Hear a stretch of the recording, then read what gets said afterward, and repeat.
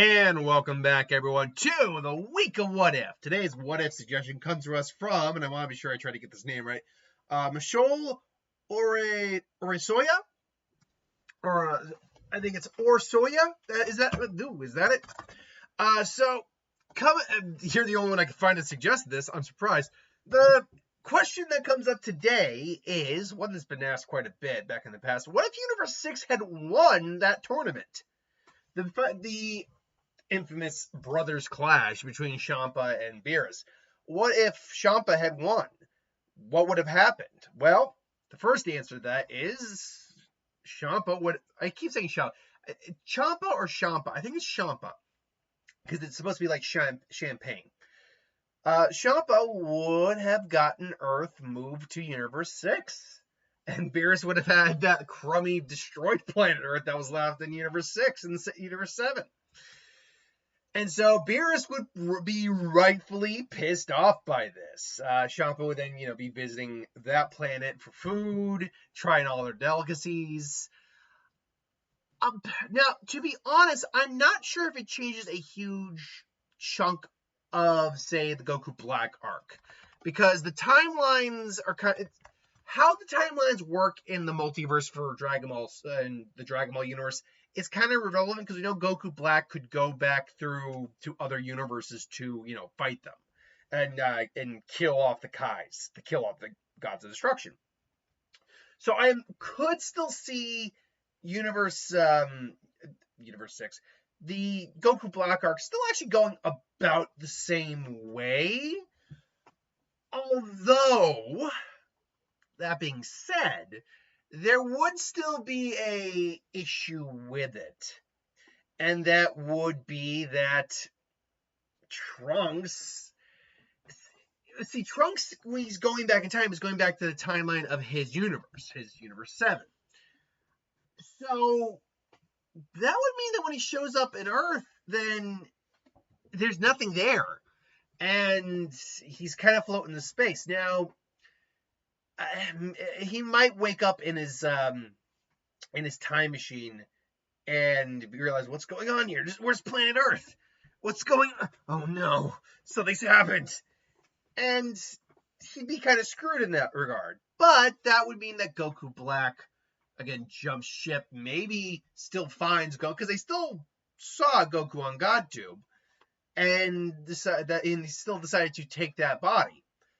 But the catch on that, I just realized, I didn't even think about this until just now, is that he couldn't swap bodies with Universe 7's Goku because he's in Universe 6, unless he asked to swap bodies with Universe 7's Goku. Now, granted, Super Shenron can do anything, so he could still theoretically cause Goku Black to exist. There's just more loopholes and hoops to jump through. It gets a little complicated after that. I imagine Goku Black maybe still shows up, and maybe Beerus and Whis kind of noticed Trunks when he showed up. Like saying, Lord Beerus, time travel. That's not supposed to be happening. No, it's not. Why do we... Whis, bring him here. We're going to have a little discussion with him. It's like, who are you? What am I doing here? He's Lord Beerus, the destroyer god of the seventh universe, and I am his angel attendant, Whis. Tell me, boy, how'd you come in possession of this time machine? My mother made it, but that's not important right now. Where's Earth? Where's Goku? Where's Gohan? Where's everyone? It's like, what? I lost a bet with my brother, and so Earth's has been sent over to Universe 6 for now. We're figuring out a way to get it back. I think that's the key here, is that I don't see Universe 6, Earth staying in Universe 6. I think Beerus would probably end up figuring out a way to get it back. Not using the Super Dragon Balls or treating anything, just probably doing another bet with his brother. Now, I do think, though, that it probably happens after the Goku Black arc. Like, maybe Goku Black actually shows up in Universe 6, and Champa and, I'm trying to remember what his sister's name is. Okay, give me a second here. I want to see if I can do it without looking it up. Okay, because they're all named after was like booze. Like there's one named Mojito, which is Mojito. Belmont, I believe, is like a type of wine, if I'm not mistaken. Vados. That was it. Vados. Um, so Vados. Vados, what is that? That power? I don't. Vados. Beer. Trump had a weird voice compared to Beer. Beerus has this very almost old and regal voice to him. Yeah, there's a little bit of annoyance to it when you can hear it in his voice, but there's also you can hear the amusement. Whereas Champa sounded a bit more like this. He was always so just irritated the way he spoke. Like I don't quite understand that, but whatever. By the way, we actually don't know to date where Champa or Beerus actually come from. Are they natives to their respective? Well, they're clearly native to one of the universes, but which universe? Are they from Universe 6, Universe 7, and then they're like have like shared duties or split duties, I should say? I don't know. We know that Belmont is probably from Universe. I believe that's Universe 9. No, Universe 11. That's Universe 11. Though I assume he's from Universe 11. We know Topo's from Universe 11. He's the next one up to be God of Destruction. But we simply just don't know. We don't know where actually all these gods are from. We know that they were not born gods. It had to be taught. But then again, who was the first destroyer god? Like the legitimate first god of destruction? Well, the answer to that is probably Zeno. Although the answer to that might actually be whoever birthed Zeno. Because Zeno is a kid. Like, he's the Omni King, but he's a kid. Zeno had to come from somewhere. So, where does Zeno come from? I'm doing a whole bunch of other... Those are videos for another day, for, like, theory videos and stuff like that. And then there's the Dragon God Zalama, who made the Super Dragon Balls. And if you're an individual... Because the Dragon Balls are equating strength to the individual. That's how Dragon Balls work. The stronger the individual, the stronger the Dragon Balls. Or the older, there's a combination of a few things. How strong does Zalama have to be for the Super Dragon Balls to do what they do and basically be able to do anything? And he has to still be alive because the fate of the Dragon Balls are tied to the fate of their creator. So where the hell is he right now? I don't know. No, that's a question for another day. Until then, let's get back to the topic at hand.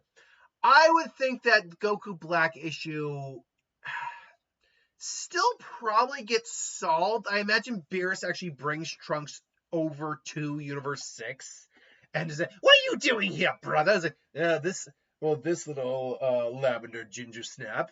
Like, I'm just calling him names now. This little fellow here seems to have a relationship to the Saiyans on this universe from my former world. It's like, Dad, you got and he explains Goku Black to him. And they're like, yeah, we know. We just had a run-in with him. He came back. I think he was looking for you. And actually, that would be kind of funny, too. Like, because we know he was tracking Trunks. What if he tracked him and tracked him to Beerus' planet? That would be actually hilarious. So there you are, Trunks. Well, this looks very familiar. Where are we? And it just says, Goku? No, you're not Goku at all. In fact, your aura feels suspiciously like that little whippersnapper Zamasu. That's Beerus. So you're the reason this little twerp ran. An inconvenient little factoid in history. But that's soon to be remedied. Now, could that happen? It could. And Goku Black would not be anywhere near strong enough to prevent that from happening. And while Goku Black and Zamasu are wearing time rings to prevent their deaths, they can't. I don't believe they prevent like erasure from reality, like complete and utter erasure as a. Plus, when he's erasing him, he'd be erasing that ring too. So yeah, Hakai is complete existence erasure. It's not destruction. It's not just destroying. It's erasing everything. So, now that being said, against an immortal being, Beerus has said he can't kill immortals, but he can kill ghosts, which is kind of interesting. Who knows? Although we do see that the Hakai did have an effect on him in the manga, so, and it was a Goku who used it, and he's not really well versed in using it, so, Anyway, so eventually they, like, have their bouts with Goku. ultimately they do bring the Kais into the equation, given the Potara turn to Vegito. It doesn't work out, but Goku still has his button from Zenny. Summons Zenny, and then Zenny just wipes out everything. Now, I think this is where Beerus makes his moves. Like, my God, what?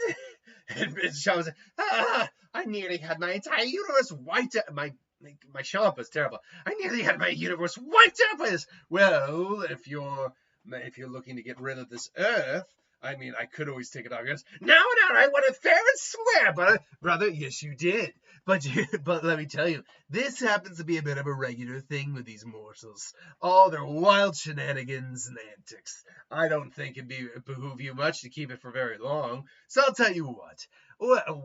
Whis, I'll tell you what. You, Bulma, why don't you treat Champa here to all your planet's finest cuisines? And then I'll take it off your hands. I'll leave it, and then I'll take it back as it should be. After all, there needs to be balance in the universe, and and my Earth being gone is something that keeps my world universe out of balance. To which Vados actually chimes in. He does make a point, Lord Vados, or Lord Champa. It's like you need to promise me a constant. I'll do it on one condition. I want a constant flow of food, dimensional portal, whatever. Basically, use the Dragon Balls, create a little thing to get me the food from Earth to my place. We'll call it a done deal. And say, fine deal. It's like, I win. And so, yeah, Universe 7's Earth goes back to Universe 7, which is good because honestly, they would have been pretty effed otherwise for the Universe. I mean, Universe 6, had they managed to keep Earth, would have been sitting pretty. The only thing they could have really done is bring Frieza back to fight on their behalf, because otherwise they would have had a bunch of weak Namekians. They could have found Broly. There's not much beyond that, unfortunately. Some of Frieza's forces, maybe, but yeah, it would have been a very bad team. Luckily, though, I don't see Beerus actually letting Champa keep Earth. I'm sure he'd figure out a way to get back. And then the entirety of Dragon Ball Z goes on Dragon Ball Super goes on as such. So is it a little anticlimactic? Did I maybe work around the fact that Universe 7 would get screwed over here for the Tournament of Power? A little bit. I won't lie, a little bit. But I also do see it as the logical course that Beerus would be trying to get his Earth back. So while I maybe did play a little favor to keep the timeline mostly intact, I do think it still plays out that way. I do still think it plays out in a way where Earth comes back to Universe 7. I digress, though. What do you think? Let me know in the comments below. Thanks for watching. Hope you enjoyed. Like, comment, share, subscribe, and I'll see you next time.